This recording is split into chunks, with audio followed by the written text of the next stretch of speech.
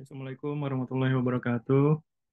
Selamat malam semuanya. Waalaikumsalam. Selamat malam. Waalaikumsalam. Waalaikumsalam warahmatullahi wabarakatuh. Malam Pak. Bagaimana kabarnya? Sehat semuanya? Alhamdulillah, sehat Pak. Alhamdulillah. Bagaimana UAS-nya? UAS, UTS. Mohon maaf. UTS-nya bagaimana? Sudah dikirim semuanya ke email? Sudah, Pak. Sudah Pak. Ya Pak, luar biasa pokoknya Pak. Cukup mudah ya.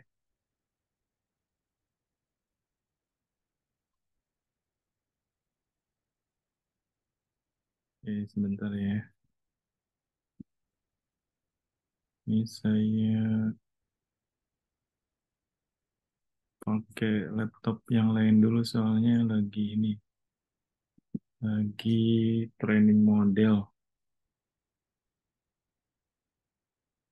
Ini saya cek kehadiran dulu ya.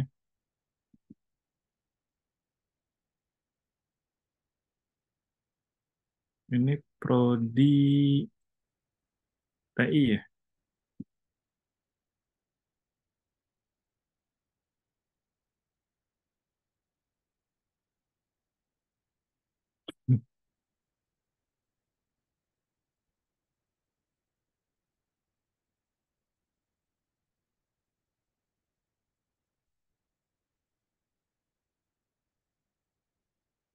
Oh ya, untuk pertemuan kali ini kita masih belajar teori dulu. Nanti mulai minggu depan kita mulai coba praktiknya ya, teman-teman ya. Dan praktiknya nanti kita pakai perangkatnya yang virtual saja ya.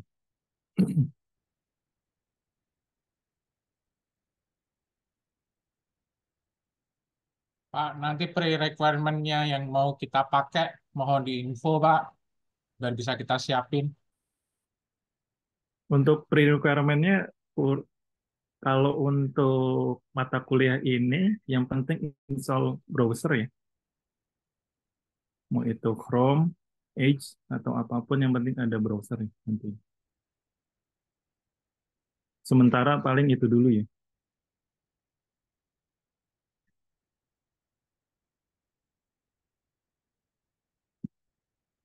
Nanti untuk requirement berikutnya saya share juga ya. Kemungkinan paling paling mentok paling install APK ya, yang mudah juga ya. Yang mudah-mudah saja paling. Dan APK-nya kalau tidak salah yang MQTT itu nggak nyampe 100 mega sih. Ada di perangkat iOS maupun Play Store ya. Ini kita pakai yang mudah-mudah saja paling. Oke, saya cek kehadiran dulu ya. Dila, Dila Fadlillah Mu'allafah. Dila sudah hadir belum? Belum ya? Tadi katanya di jalan, Pak. Oh gitu. Tapi belum ada di chat ya. Ini langsung japri nih ke Pak Purban. Ada di Pak, kalau sama dia mah. Oh, dikirain japri ke Pak Purban. Selanjutnya ini yang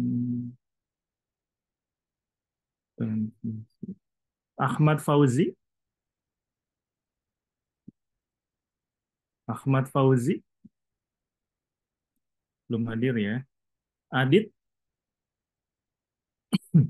Malam Pak, suara saya dengar. sudah terdaftar. Oke. Oke, terima kasih Pak. Agam, Agam kayaknya tidak hadir. Agung, Hadir Pak. oke baik. Rizky, Ahmad Rizky, Ahmad Rizky belum hadir ya. Angga, Angga Dava Prasetya belum hadir ya. Anwar, Anwar belum hadir. Arjuna.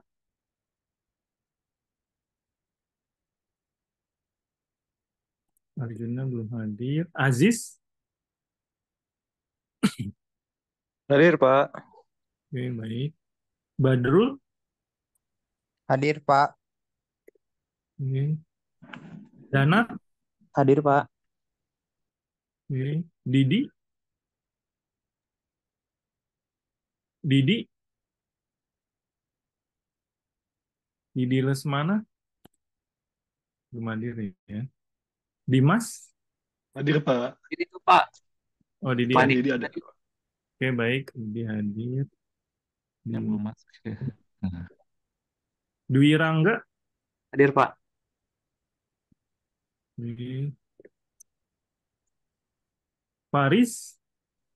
Hadir, Pak. Haddad. Hadir, Pak. Ilyas. Ilyas nih kayaknya sudah hadir. Halo, Pak Hadir. Haddad. Halo. Ya, sudah terdengar Haddad. Oh, makasih, Pak. Ya, sama-sama. Indra. Apa mas? Hadir, Pak. Apa katanya mas? Enggak.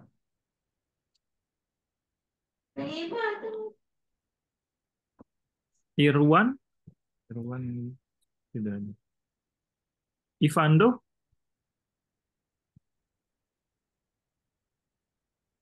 Ivando. Lare. Lare hadir, Pak. Oke, baik. Abdul. Galih.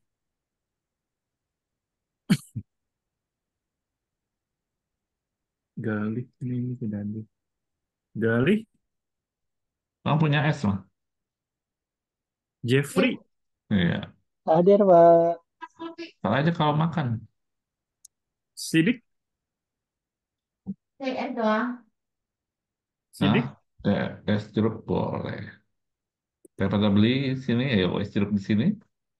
Pakai tahu tempe nggak? Boleh ya, pempek juga.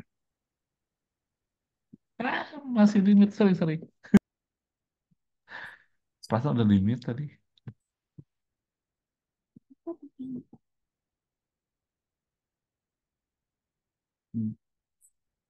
Fajri belum hadir ya.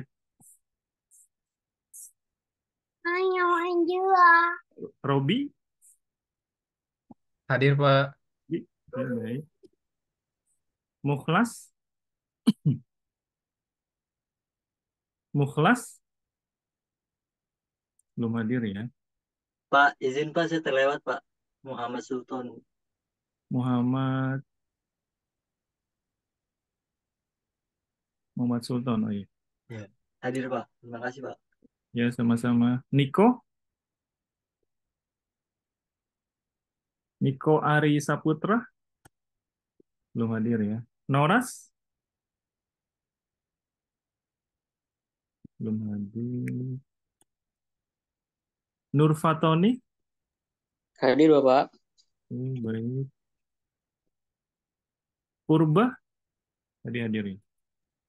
Lah, hadir Pak. Ya, sudah.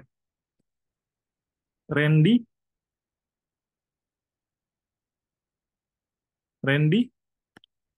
belum hadir ya.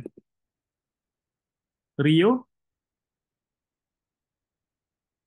Firsan belum hadir. Sigit belum hadir. Susilo. Hadir Pak, Susilo Pak. Oke, baik. Syahrul. Hadir Pak, hadir. Oke, baik. Taufik. Taufik hadir Pak. Oke, baik. Teddy.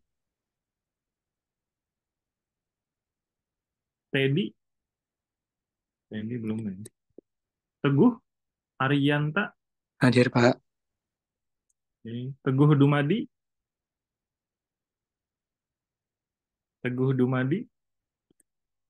Belum hadir ya. Denny. Tengku Denny. Hadir Pak. Oke, baik. Ferdian. Ferdian, belum hadir ya. Willy, Willy hadir Pak, baru ya, hadir sekarang. Minggu lalu nggak bisa hadir Pak. ya, oke. Yoga,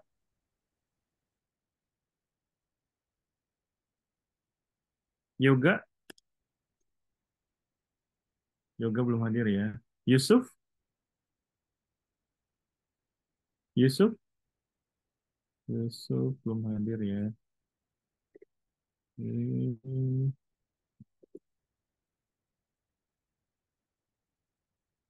oke, baik. Saya share dulu. Share screen.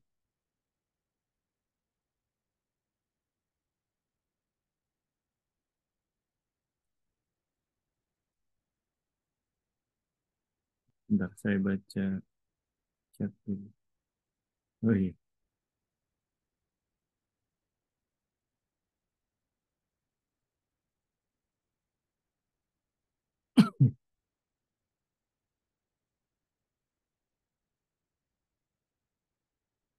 Oke, sudah terlihat semuanya slide-nya. Kita bahas mengenai teori dulu ya. Ini apa sebenarnya?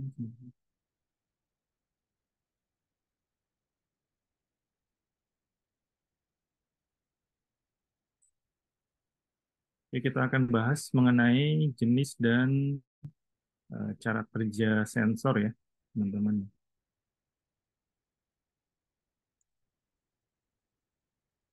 Ini kalau Willy dan rekan-rekan lain mungkin sudah paham betul ya. Jadi kita bagi yang sudah paham kita mengulas kembali ya. Nah ini pengertian dari sensor ya teman-teman ya. Jadi ini materinya saya ambil dari saya lupa ini dari sebelumnya dari Digitalent Kominfo ya. Cuman saya lupa ini membawa materinya dari Indobot kalau tidak salah ya. Jadi materinya diambil dari situ dan ini ada beberapa penjelasan ya. Nah, ini pengertian dari sensor. Jadi sensor sendiri yaitu perangkat yang digunakan untuk mendeteksi perubahan besaran fisik seperti tekanan, gaya, besaran listrik, cahaya, gerakan, kelembaban, suhu, kecepatan, dan fenomena-fenomena lingkungan lainnya. Jadi betul-betul memang digunakan agar bisa istilahnya menerjemahkan ya informasi yang ada di eksternal ya, atau yang berada di lingkungan. Nah, setelah sensor tersebut bisa ditangkap ya, jadi atau sudah dideteksi ya oleh sensor tersebut, jadi diamati perubahannya. Nah, input yang terdeteksi tersebut lalu dilakukan konversi ya menjadi suatu output yang dapat dimengerti baik oleh manusia maupun perangkat dari si sensor itu sendiri, ataupun ditransmisikan secara elektronik ya melalui suatu jaringan untuk ditampilkan maupun diolah menjadi informasi yang bermanfaat bagi penggunanya. Jadi itu merupakan pengertian dari bahkan suatu perangkat ya yang menerjemahkan ya. Ini internet saya unstable ya tulisannya. Suara saya putus-putus tidak? Lancar, Pak. Ada notifikasi internetnya lancar ya? Oke. Jadi sensor tersebut merupakan suatu perangkat ya yang akan melakukan pendeteksian dari suatu apapun ya yang bisa dilakukan deteksi ya tergantung dari jenis sensornya. Nah, nanti akan dikonversi ya, konversi agar bisa dilakukan pengolahan nih, baik langsung ditampilkan oleh si manusia itu sendiri, jadi bisa terbaca oleh manusia ataupun bisa melalui perangkat si sensornya itu sendiri maupun ditransmisikan untuk diolah lebih lanjut. Nah, untuk contoh sensor sederhananya itu yaitu penggunaan sensor termometer ya yang dapat membaca suatu suhu. Ini biasanya kalau rumah-rumah di Eropa atau di Amerika Serikat biasanya sudah umum ya adanya suatu termostat ya. Di rumahnya itu pasti ada termostat ya untuk membaca suhu ya. Soalnya kan kalau di Eropa atau di Amerika kan biasanya ada 4 musim ya. Jadi makanya kalau di rumah tidak ada suatu pendingin maupun penghangat ini kayaknya bakal menderita ya. Kalau misalnya di musim panas gitu ya, tidak ada AC, ini nggak bisa tidur ya. Ataupun ketika musim dingin ya, musim dingin nggak ada penghangat ini juga sama ya. Kebalikannya juga ya, kedinginan. Jadi makanya kalau di sana termostat di setiap rumah kayaknya bisa berapa puluh di atas 50% pasti ada ya termostat itu ya di rumahnya. Jadi makanya di sini salah satu contoh sederhana dari penggunaan sensor ya. Jadi untuk membaca suatu suhu ya. Jadi makanya kalau di Eropa sama Amerika Serikat ya, biasanya memang suatu mesinnya itu istilahnya HVAC ya, HVAC ya. Jadi ada heatnya juga ya, heat vent, saya lupa singkatannya apa ya. Jadi tidak hanya untuk pendingin ya, tapi ada penghangatnya juga ya. Nah ini contoh sederhananya ya, paling sederhana ini merupakan termostat ya, atau termometer ya, yang dapat membaca suatu suhu ya. Nah, ini jenis sensor ya. Jadi suatu sensor pada dasarnya dapat digolongkan sebagai transducer ya. Transducer input karena mereka dapat mengubah energi listrik seperti cahaya, tekanan, gerakan juga bisa, suhu, atau energi fisik yang lainnya menjadi sinyal listrik ataupun resistensi yang kemudian akan dikonversikan lagi ke tegangan ataupun sinyal listriknya. Jadi secara garis besar, sensor terbagi menjadi beberapa jenis ya. Ada sensor aktif dan pasif, dan juga sensor analog dan juga sensor digital. Nah ini juga suatu sensor sendiri ini beda sangat banyak variannya ya. Kayak misal untuk sensor cahaya gitu ya. Sensor cahaya juga nanti di sini ada sangat banyak jenisnya ya. Nah biasanya juga tergantung dari penggunaannya. Penggunaannya memang untuk apa. Nah, ini yang pertama, dan juga biasanya dari harga ya. Jadi varian harganya juga banyak ya. Dari yang paling murah mungkin harganya ribuan ya, 5.000 atau berapa ribu gitu, sampai harganya bisa saja satu sensornya itu bisa sampai jutaan nih. Jadi memang tergantung penggunaannya dan juga nanti si fiturnya biasanya ya, yang meliputi dari si sensor itu ya. Jadi ada yang paling murah sampai yang paling mahal juga ada ya. Jadi jenisnya sangat banyak sekali. Dan juga secara garis besar si sensor ini dibagi menjadi beberapa jenis ya. Ada yang aktif, pasif, analog maupun digital. Nanti kita akan bahas lebih lanjut. Nah ini sensor aktif ya. Nah, sensor aktif adalah jenis sensor yang membutuhkan sumber daya eksternal untuk dapat beroperasi. Jadi, sifat fisik sensor aktif bervariasi sehubungan dengan efek eksternal yang diberikan. Nah, sensor aktif ini disebut juga dengan sensor pembangkit otomatis atau self-generating sensors. Nah, ini contoh suatu sensor aktif ya, yaitu sensor PIR ya. Passive Infrared Sensor, ini contohnya. Jadi kalau ini juga pernah dibahas sama saudara Willy ya. Jadi Willy juga pernah men-share informasinya penggunaan salah satu manfaat penggunaan dari sensor PIR ini.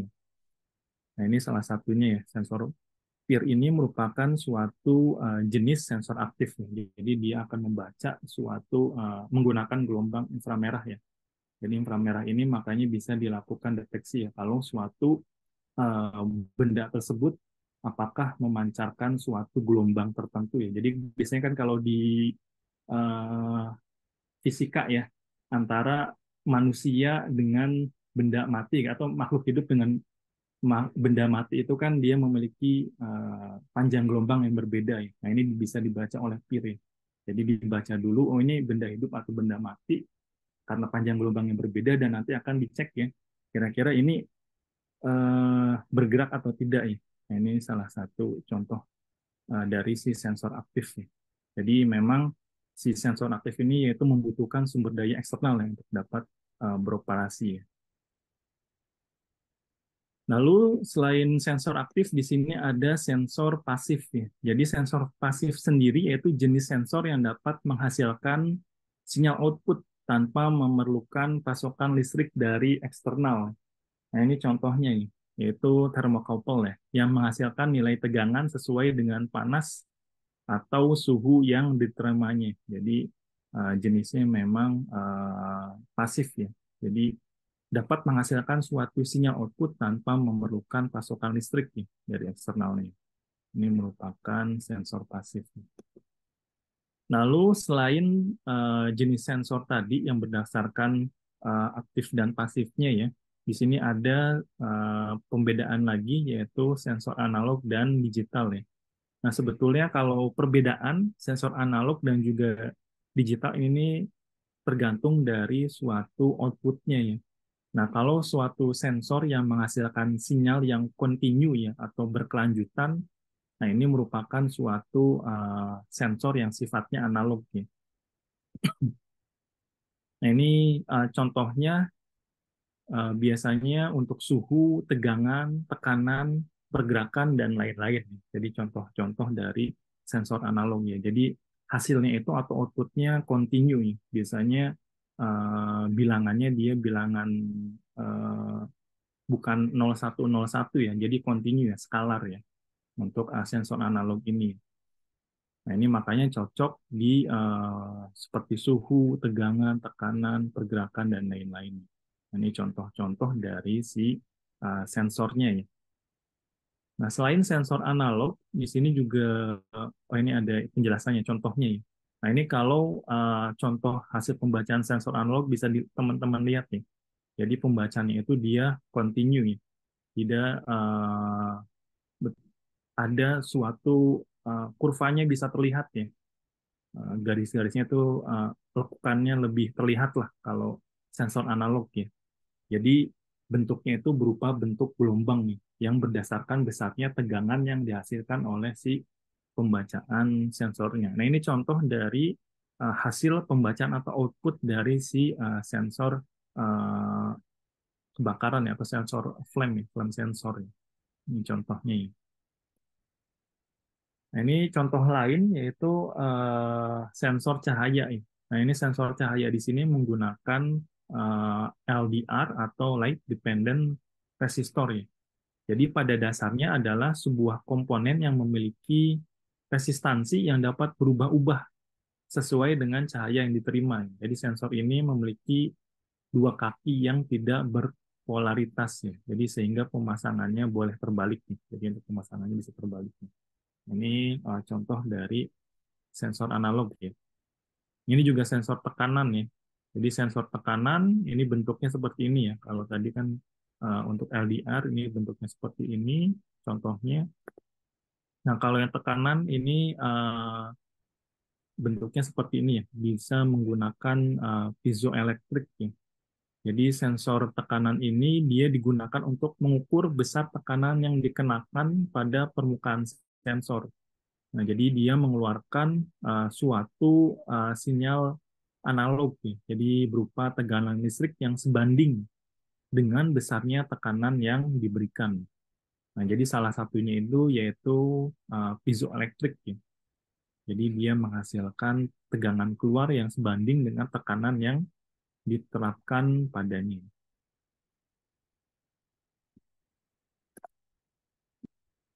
Nah, ini contoh sensor analog lainnya yaitu sensor soil nih, atau kelembaban tanah. Nih. Jadi modul sensor kelembaban tanah digunakan untuk mendeteksi tingkat kelembaban tanah yang dapat diakses menggunakan microcontroller ya. Jadi sensor kelembaban tanah ini dapat dimanfaatkan pada sistem pertanian, perkebunan, dan lain-lain. Jadi cara kerjanya yaitu kedua ujung sensor ini dia mendeteksi adanya air atau tidak ya. Jadi kalau terdapat air maka resistansinya akan semakin rendah ya. Dan juga si konduktivitasnya akan semakin tinggi. Dan juga sebaliknya ini. Jadi makanya hasil konduktivitas ini nanti dikonversi dalam bentuk tegangan. Jadi diberikan nanti ke inputnya si microcontroller ya. Jadi di sini ada pin sensornya. Nah, ini pin sensornya dia ada outputnya, jadi output data analog maupun kalau untuk data digital dia hanya high dan low saja. Dan juga ada tegangannya, 5 volt, dan tentunya ada ground-nya. Nah, ini biasanya kalau teman-teman bermain di eh, pertanian atau perkebunan seperti di Eropa, di Australia, atau di Amerika Serikat ini sudah tidak asing ya untuk menggunakan sensor-sensor seperti ini atau di Jepang gitu ya. Cuman kalau di kita mungkin ada mungkin tapi tidak banyak ya yang dimanfaatkan. Nah, ini sensor-sensornya sebetulnya sangat berguna sekali ya teman-teman ya, apalagi untuk mengecek ya. Jadi si suatu tanahnya dia masih memiliki biasanya kan kalau untuk tipe-tipe tanaman tertentu membutuhkan nutrisi yang berbeda-beda ya. Kalau di tanah itu kan yang dicek atau yang dibutuhkan oleh suatu tumbuhan kan ada unsur unsur hara ya. Kalau teman-teman belajar kimia ya, kimia atau pelajaran apa itu? Biologi. Biologi masuk ini tumbuhan. Kayaknya masuk ya tumbuhan. Jadi kan ada unsur hara ya. Unsur hara sendiri kan dia terdiri dari NPK ya. NPK sama si organik ya. Jadi memang ada beberapa tiga unsur utama itu ya. Jadi makanya di pupuk juga kan dia terdiri dari unsur-unsur itu ya. Cuman kalau di PEK itu kalau tidak salah dia hanya eh, sebetulnya ada ini ya, ada mikroorganisme yang bisa mengurai ya. Sebetulnya di setiap tanah kan ada ya, ada pasti ada P-nya, cuman memang P-nya itu dia tergabung dengan senyawa lain, jadi tidak bisa eh, satu senyawa saja. Jadi makanya butuh suatu mikroorganisme. Jadi makanya sebetulnya dengan adanya peran sensor-sensor ini juga sangat membantu ya. Cuman memang di kita masih terkendala ya. Tentunya kan kalau harga perangkat atau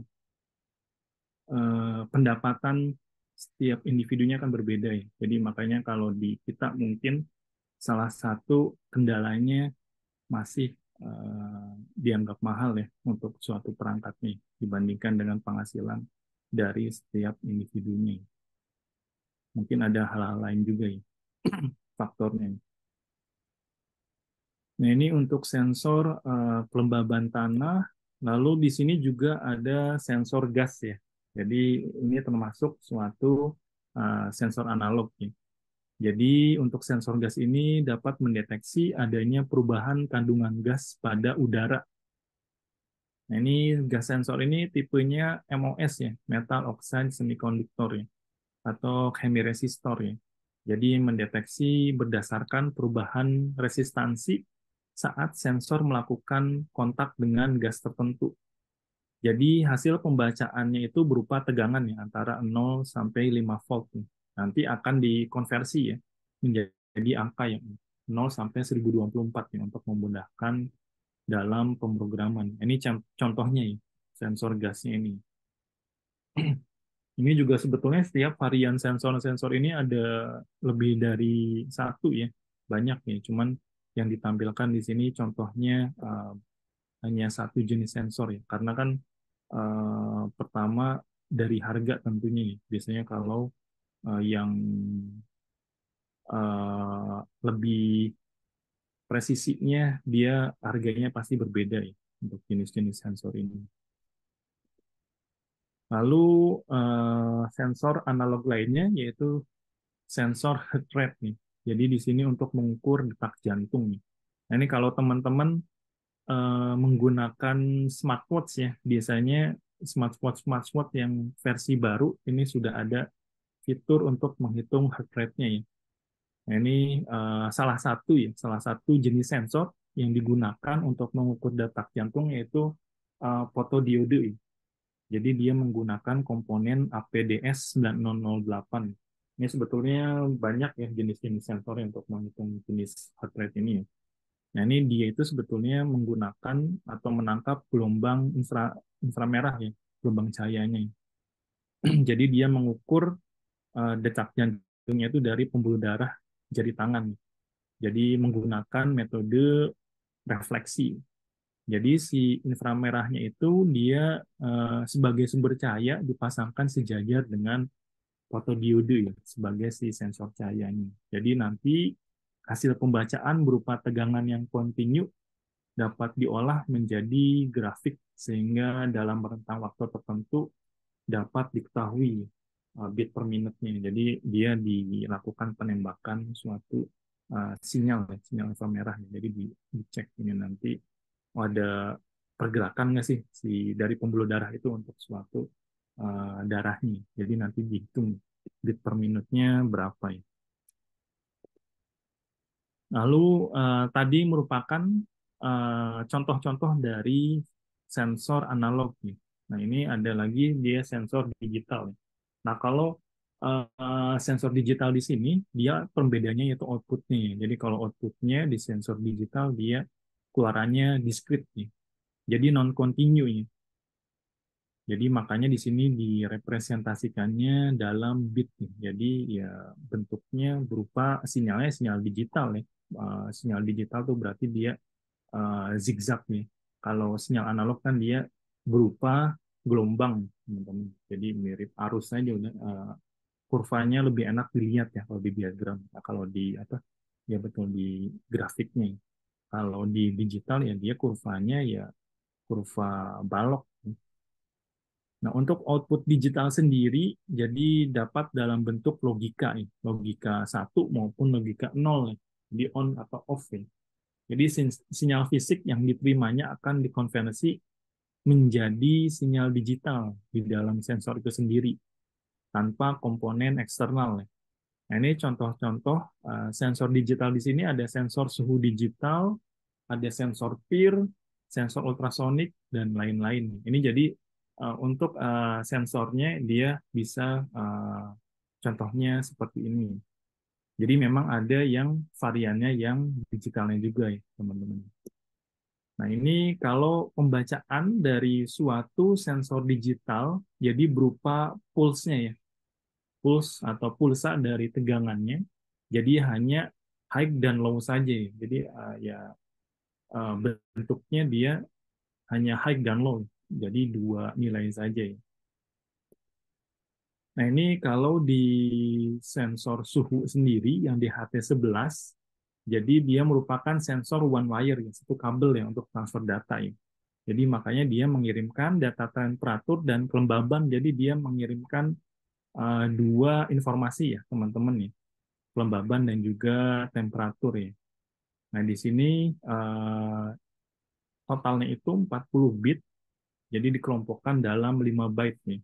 Nah, 2 byte pertama dia data kelembaban, 2 byte berikutnya temperatur, dan bit terakhirnya itu untuk pengecekan data nih. Jadi apabila suhu meningkat, nanti si resistansi listrik itu dari termistor akan meningkat juga ya, dan sebaliknya ya. Jadi sensor ini dapat membaca suhu 0 sampai 50 derajat ya, dengan toleransi plus minus 2 derajat Celcius ya.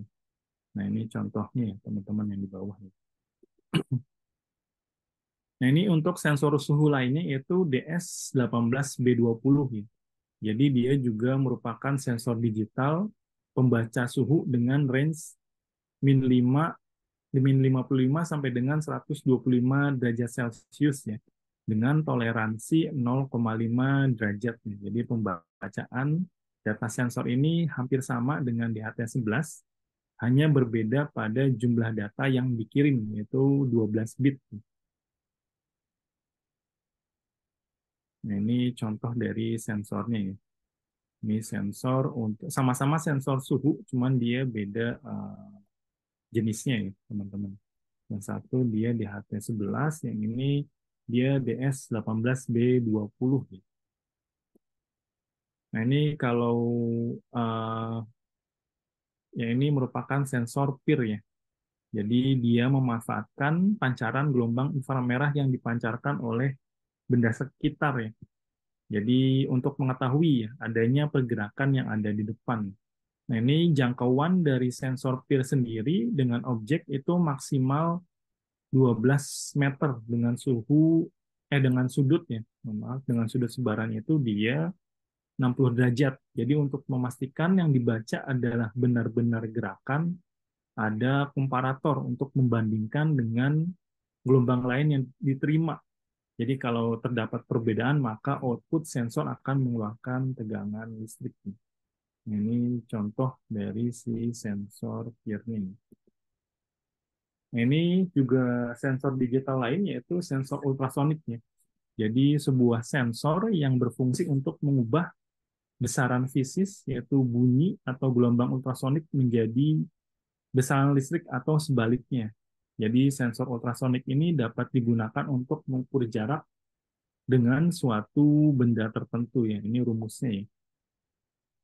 Jadi di sini rumusnya S itu sebagai jarak ya, dan T ini waktu. Jadi 340 dikali waktu dibagi 2 ya. Jadi ini merupakan jaraknya. Jadi kadang kalau teman-teman nanti melakukan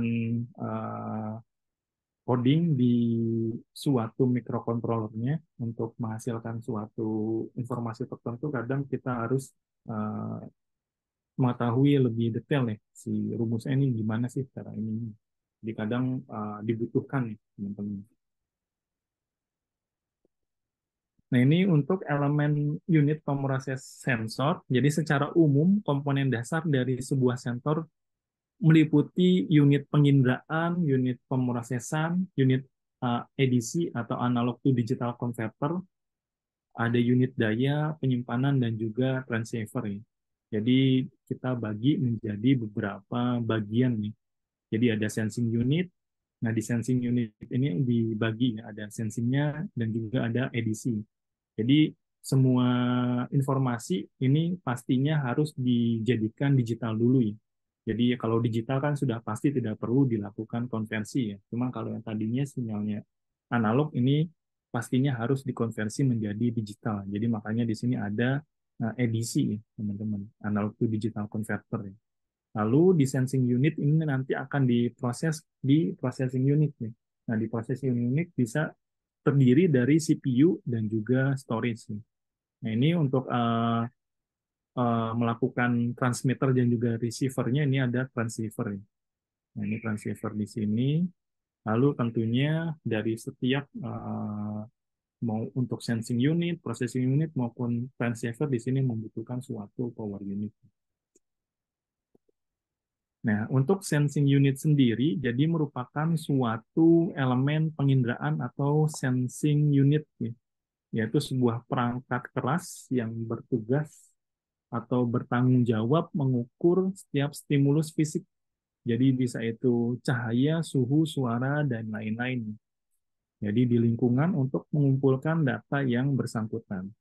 Nah, apabila sensor tersebut berjenis analog, maka perlu ditambahkan edisi agar untuk mengonversi data menjadi digital sebelum dibaca oleh microcontroller ya. Jadi ini contohnya ya.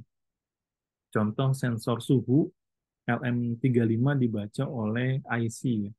IC ADC 0804. Jadi ada dua bagian yang saling komplement.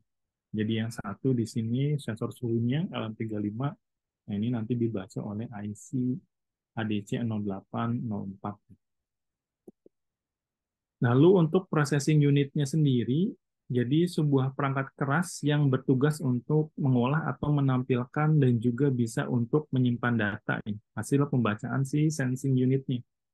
Jadi elemen pemroses sendiri minimal memiliki CPU dan storage nih dalam beroperasi. Ini udah paling minimal ya. Jadi contohnya di sini ada Arduino, ada Raspberry, ESP8226, 8266, ESP32 dan lain-lain. Nah, ini contohnya gambarnya di sini ada Arduino di kiri dan juga di kanan ini ada Raspberry. Lalu juga ada transceiver ya. Nah, ini transceiver ini diperlukan untuk menghubungkan node sensor ke node lain dalam jaringan ya, untuk transmisi dan penerimaan data yang diperlukan. Nah, biasanya kebanyakan ini berbasis ISM, Industrial, Scientific, and Medical Band. Jadi lebih banyak digunakan dalam teknologi sensor. Jadi memanfaatkan frekuensi bebas atau juga menggunakan 3 skema ya, komunikasi yang umum nih. Jadi bisa pakai optik atau laser, inframerah, atau RF ya, radio frekuensi ya, untuk digunakan sebagai transmisi tanpa kabel ya. Lalu di sini ada macam-macam prinsip pembacaan dari si sensornya. Jadi konversi efek fisik menjadi suatu sinyal listrik. Jadi berdasarkan berbagai prinsip dari prinsip dasar fisika ya, seperti kapasitansi, magnet, efek piezoelektrik, cahaya, dan lain-lain. Nah, ini menggunakan berbagai jenis penginderaan.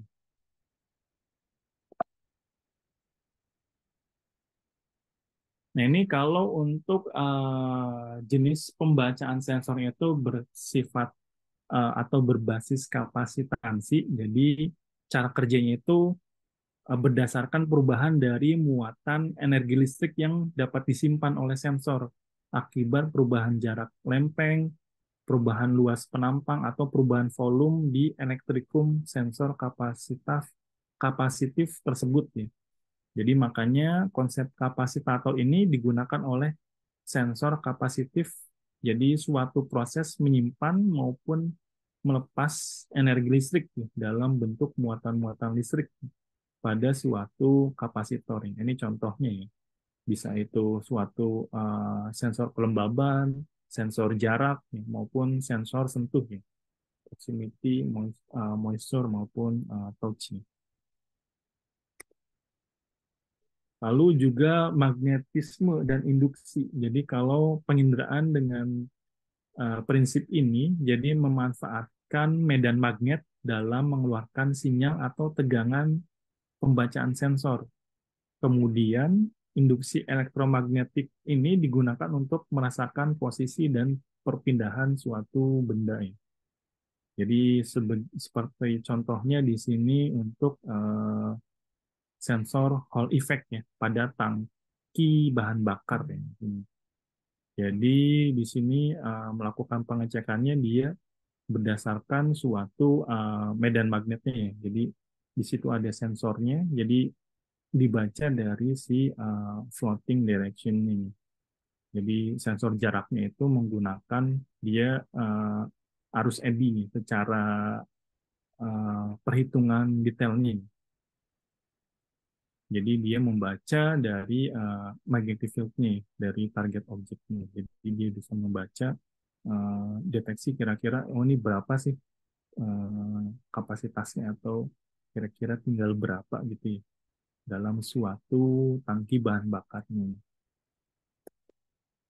Lalu juga teknik pembacaan lainnya menggunakan resistansi atau resistivitas listrik ya, atau hambatan listrik.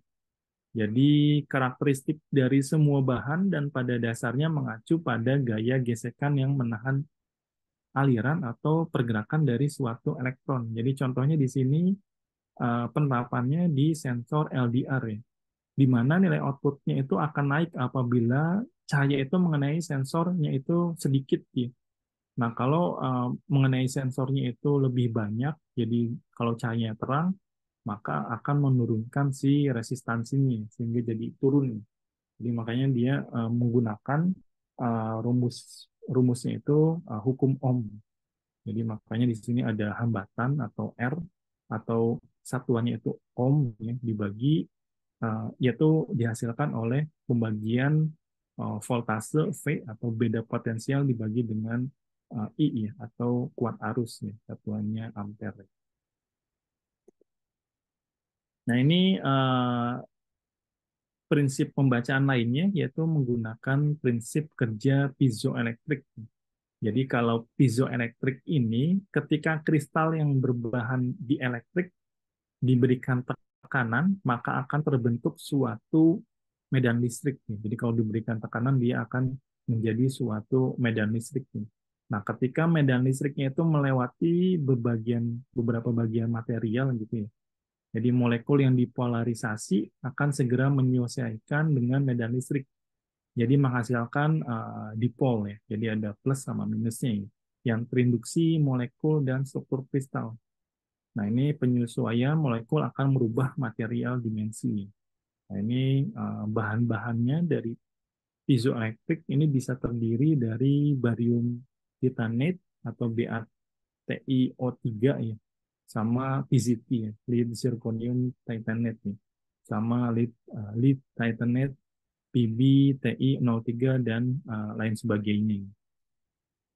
Jadi dia memanfaatkan medan listrik yang akan membuat suatu polarisasi. Nah, ini jenis-jenis dari sensornya. Sampai sini ada yang ingin ditanyakan?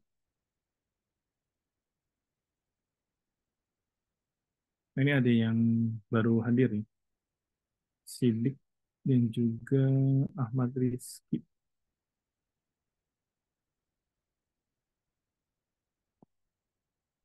Silakan.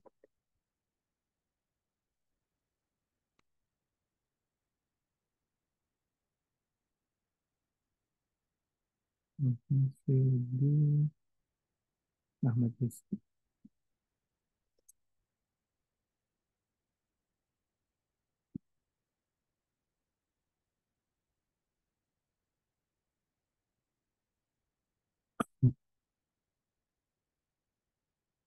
Oke, kalau tidak ada di sini ada tugas buat teman-teman agar lebih paham dari materinya ya, teman-teman ya.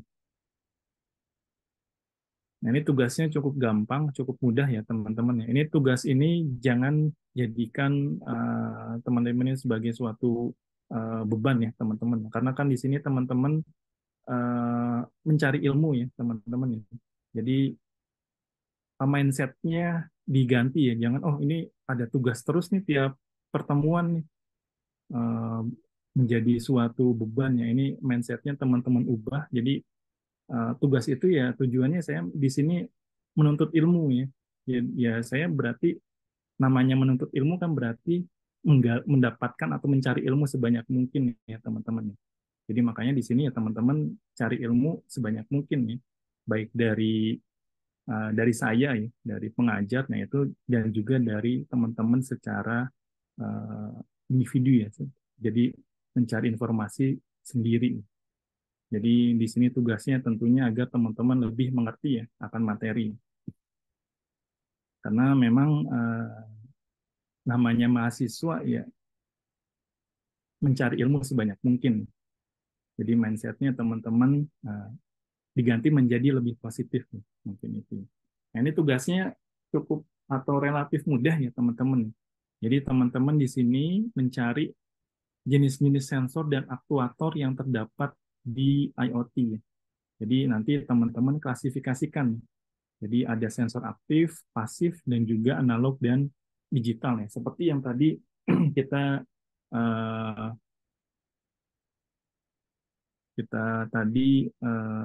sama-sama pahami ya di materinya. Nah, ini minimal ada 15 jenis sensor ya. Nanti teman-teman klasifikasikan dan juga nanti teman-teman jelaskan fungsi serta kegunaannya. Cukup mudah ya teman-teman. Sampai sini ada yang ingin ditanyakan?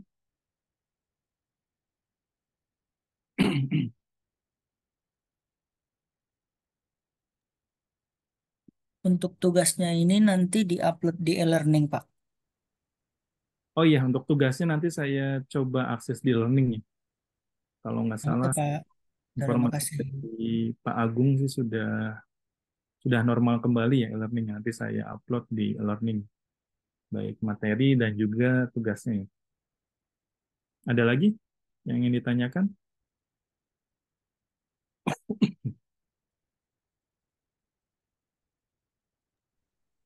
Pak, ini individu atau kelompok ya, Pak? Oh iya, kelompok saja tidak apa-apa ya. Kalau tidak salah untuk tugas biasa kelompok.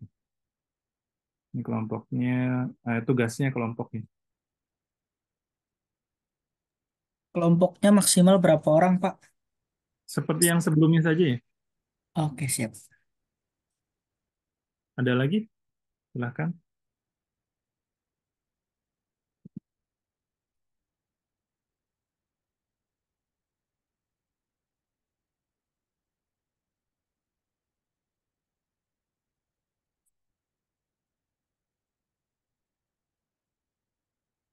Sudah cukup jelas ya semuanya.